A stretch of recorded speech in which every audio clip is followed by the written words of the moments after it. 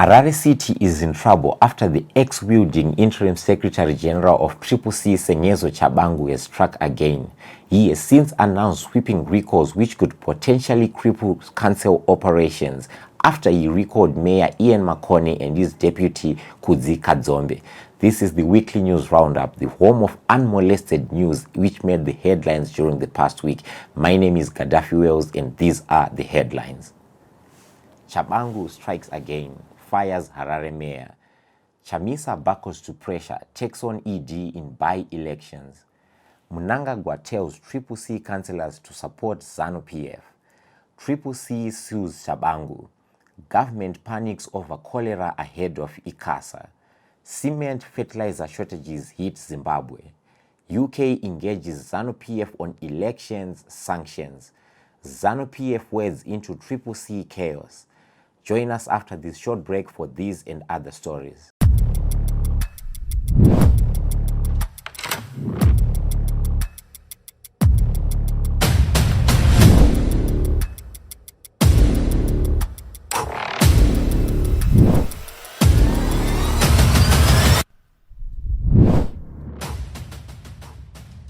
So we provide a platform to tell Zimbabwe's untold stories. Future-proofing the next generation of Zimbabwe. To building the economy through meaningful, objective dialogue. We do this to foster empathy in an already fragmented environment. Breaking the barriers in the digital world because the future is digital. We pride ourselves in our thoroughness to research issues and topics which are current and will have an impact in the future.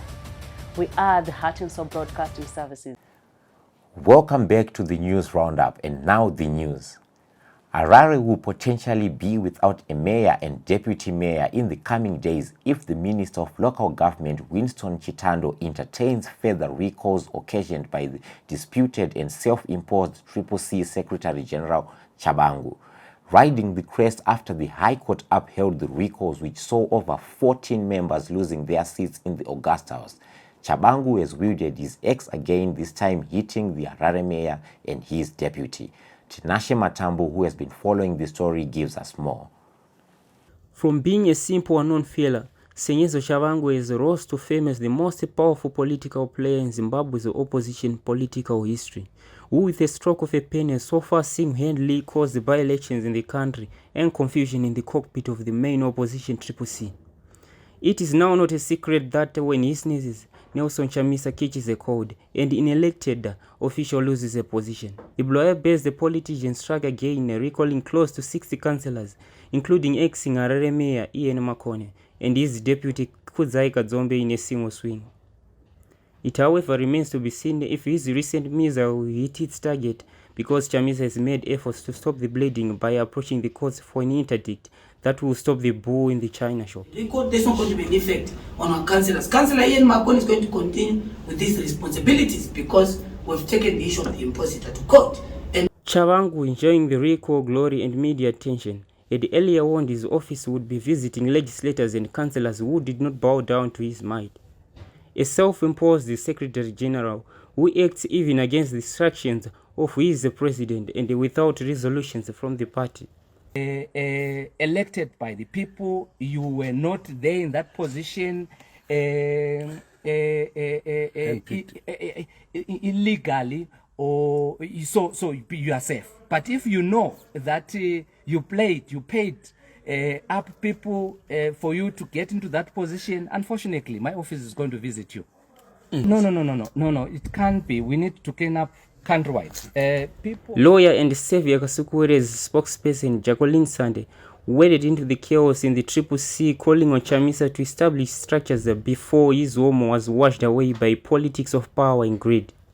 The problem within the CCC, which we see through Chabangu and the recalls that are happening, is that within itself it has no proper structures and it has no constitution. Therefore, it is difficult to define who is who, and that is where the judgment of the High Court was zeroing in on. That when you come to court, you then have to show that these are our structures. We are this institution, and we are instituted this way, and that will be through a constitution. And these are our office bearers, and this was not done.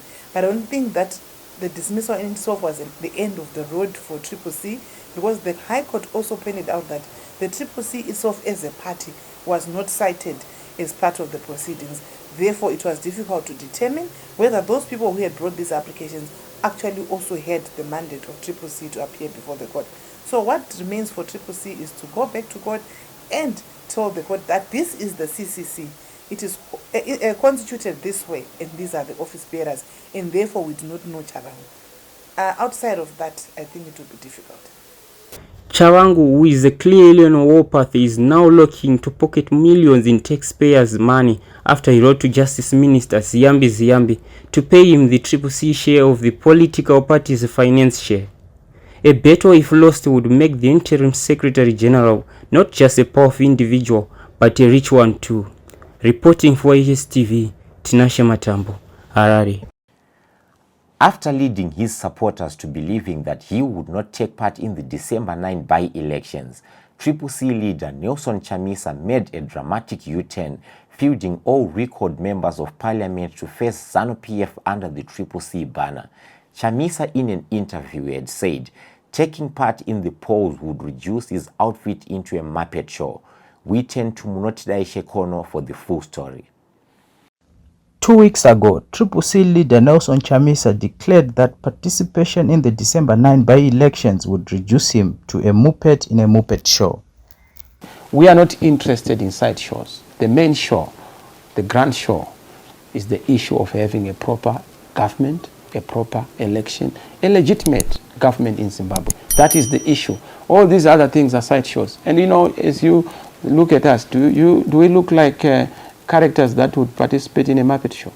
2 weeks later, Chamisa is now in the Muppet show after fielding candidates in all constituencies and wards he won in the August general elections, but are now vacant on occasion of Sengezo Chabangu's recalls. We successfully filed our papers for our 5 citizens candidates. That's one for Country Park, which is going to be having Honorable Pasho going back. Party deputy spokesperson HStvZim defended the U-turn authored in the cockpit of the CCC as the party struggles to restore sanity. Someone will ask, why then do you continue going into the election in the context of the mirage and challenges that we face? The CCC is we use elections to change governments. We are a non-violent democratic party which believes that elections are the vehicle. The battle lines have been redrawn in Mabvuku Tafara, where Zanu PF's Scot has been given another bite of the cherry at the grace of Chabangu, who recalled Mnyarad's Kufa Tizwi but failed to field a candidate in the same constituency. The CCC candidate is ready to tango in what is going to be a tight race. I know the candidate whom I crushed in Mabvuku is one of the gold mafia, and is using his financial massive to cause the by-election, even to fund this one. The Quad-C, like what we have seen recently, he's claiming he's a president, but he can't even raise the fund to register. Chabangu is angry and is threatening to weed out Chamisa's candidates from the race, saying he recalled them and therefore they cannot run under the CCC party card. That you have double candidates which have filed under the CCC party. And that indicates that there are fissures within that party. And fissures are an opportunity for people to reach out to each other and engage and iron out whatever it is that is causing those rifts so that an organization may move forward. Under the face of Bravo, inside his backers are yearning for talks. Zanu PF, who remain the biggest beneficiaries of the Chabangu recalls, are looking to capitalize and see more of their cadres dominating parliament. The decision is now in the hands of the voters, who will decide on December 9. Reporting for HSTV News and Current Affairs, Munotidai Mrambashini. Zanu PF has called on councils run by the opposition to abandon their party manifestos and adopt that of the ruling party.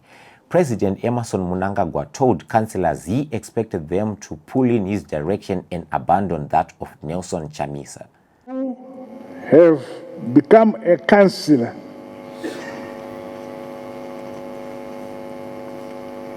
you cease to be an aspirant to show that you can do good campaign. You now become a government officer.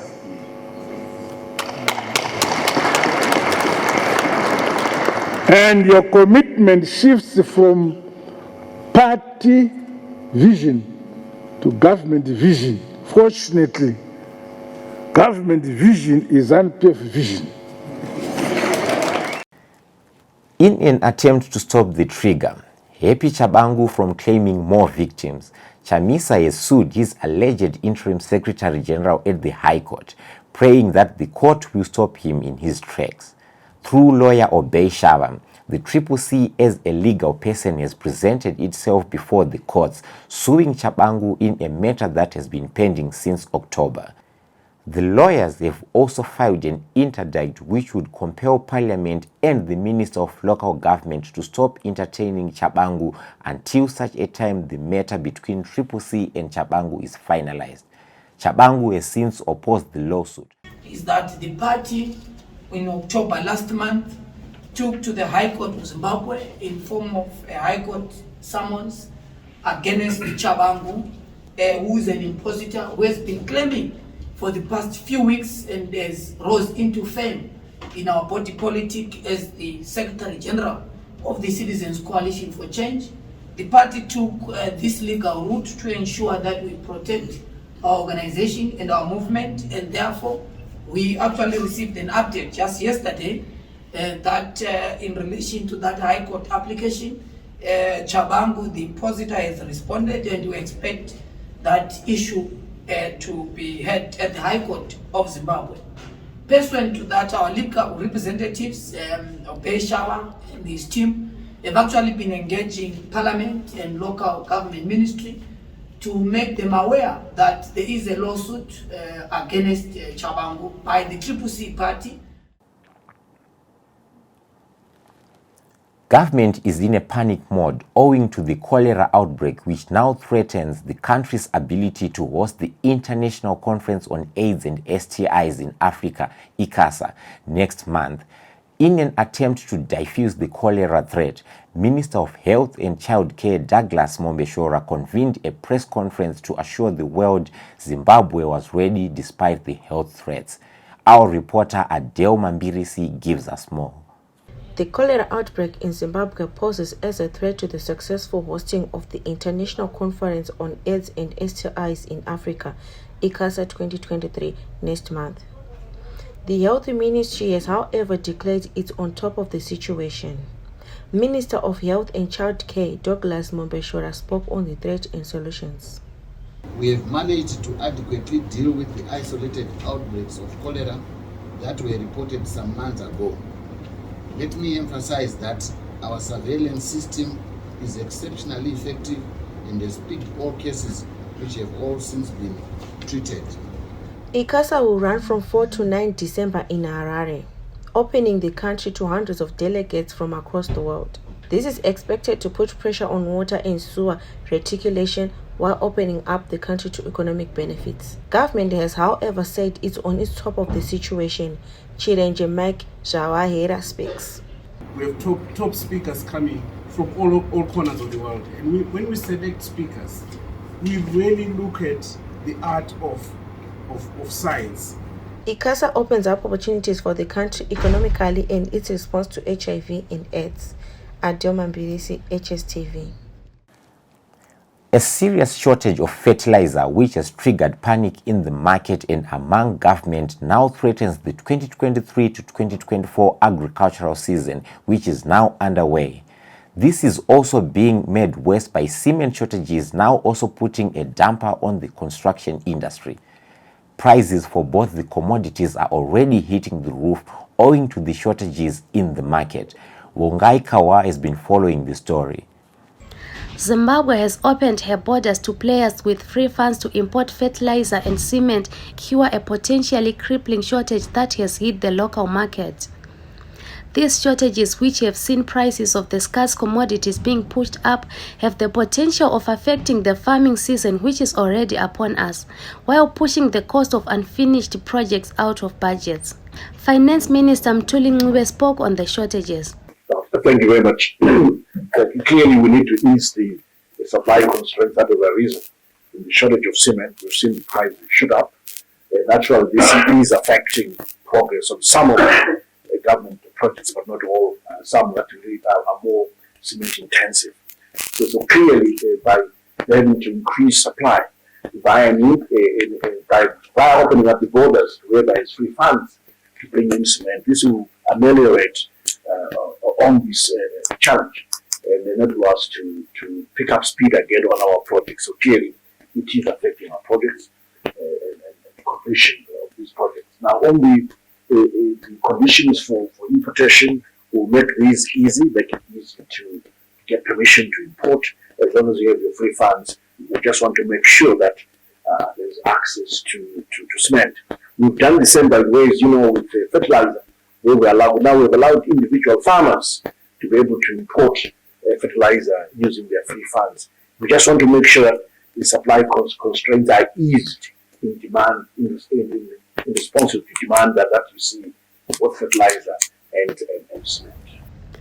In an effort to avoid the heartbreaking scenes of 2008 where shops went empty, prices broke the ceiling, and the black market became the official market, government has banned laws to allow a steady supply of the important products.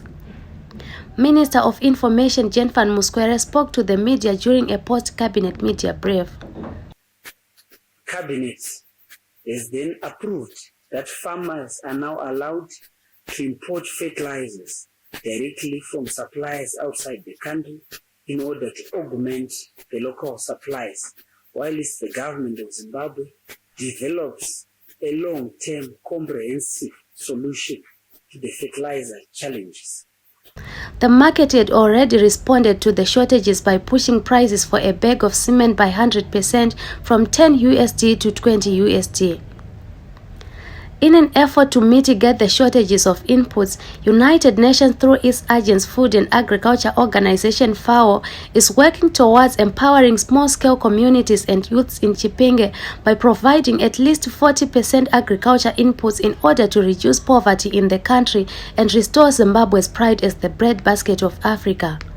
During the World Food Day celebrations held in Bweruze area in Chipinge, FAO representative in Zimbabwe Patrice Tala said these policies and schemes are done to augment food security in Zimbabwe. No, we think that agriculture is an important aspect of the economy of Zimbabwe, and what has been done through the different programs by the ministry is really helping this sector to become like the backbone of the economy of Zimbabwe. As you all know, Zimbabwe was a breadbasket of the South Africa many years ago, and we think that the different policies that are currently being implemented will really help to get Zimbabwe back to that status. So the support that we are bringing to the government, to the ministries, is to implement those policies to bring back agriculture as a backbone of the Zimbabwean economy. As the local currency continues to crumble and productivity is taking a knock under the pressure of power shortages, lack of lines of credit, and political confusion, many Zimbabweans dread the return of shortages and hyperinflation which marked 2007. Reporting for HSTV News, Bongai Kawa. United Kingdom Ambassador to Zimbabwe, Peter Vos, was at the Zanu PF headquarters where he met Party Secretary General Obert Mpofu as part of his diplomatic efforts to strengthen relations between Zimbabwe and her former colonial master. Chengeto Chidi files this report. The United Kingdom will be pursuing talks with Zanu PF and government around sanctions, human rights and electoral reforms as the two countries look to deepen relations. UK Ambassador to Zimbabwe Peter Vos spoke to journalists that he would be pursuing talks from the public glare and he would avoid media engagements. Basa rangu kusimbisa hukama we vetu neZimbabwe And so my role is to do what I can to strengthen the relationship between Britain and Zimbabwe. There are lots of issues we talked about, but I think it's better that we have those discussions with the government and political parties rather than broadcast across the media. So I look forward to discussing those in the coming weeks and months with the government. Thank you. Zanu PF Secretary General Mabvuku, who received the UK diplomat at the home of Zanu PF, did not have much to say after the call. Clearance issues and generally political and governmental issues. But I think for more details I will refer you to the ambassador for his appreciation of our discussions. Ambassador. Thank you. Zanu PF has an uneasy relationship with the UK, whom they accuse of trying to effect a regime change in Harare. The Emerson Mnangagwa government, which is also trying to rejoin the Commonwealth, has been accused by Britain of gross human rights violations and tinkering with electoral results. On the other hand, Mnangagwa accuses the former colonial master of imposing sanctions in a bid to cripple the Zanu PF-led government. Chengeto Chidi, HSTV News, Harare. Now turning to the world of sports, where Manchester United fans are singing the blues and Highlanders is losing steam. I will hand you over to our sports reporter Tinashe Matambo, who will give us a rundown. Tinashe, do you have any good news for sports lovers?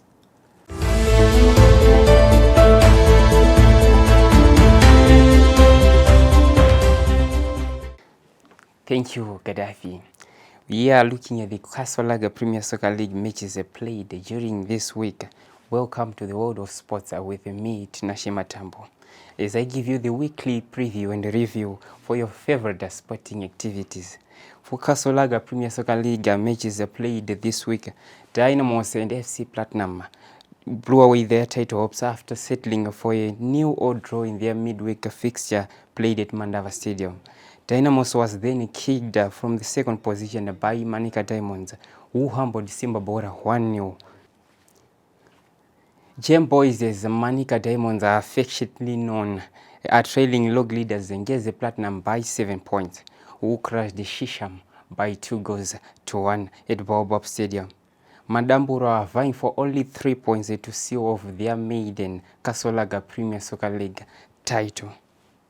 In other fixtures played on Wednesday and Thursday, Black Rhinos 1, Yada New, Chicken Inn 1, Greenfield 1, Erenchos 2, Clement Bullets 1, ZPC Kariba 1, Wanji New, Capes United 3, Bulawayo Chiefs 2, Triangle United 1, Highlanders New. On the log standings, Ngezi Platinum lead the race with 60 points. Manica Diamonds are second with 53 points. Dynamos and FC Platinum are on third and fourth respectively. Both teams have 51 points. In bottom four, Shisham are on 15th position and are 2 points shy from the safety zone.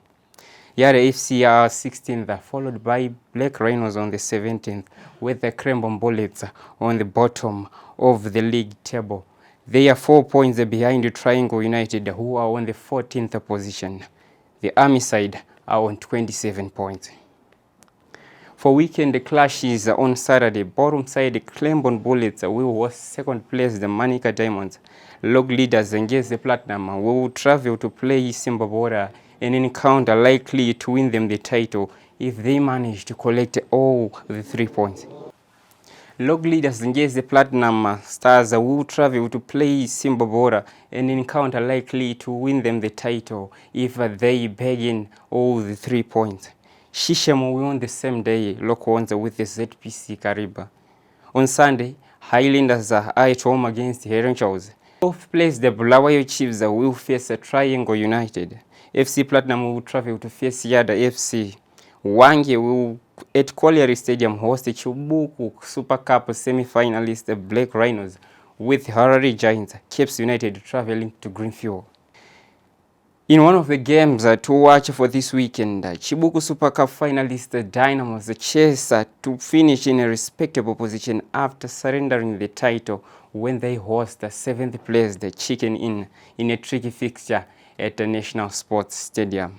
In netball, Netball Premier League closed down its curtains with the Tshabangu-based netball team Platinum Queens being crowned champions after edging Greenfield 26-23 at a White City Stadium in Bulawayo.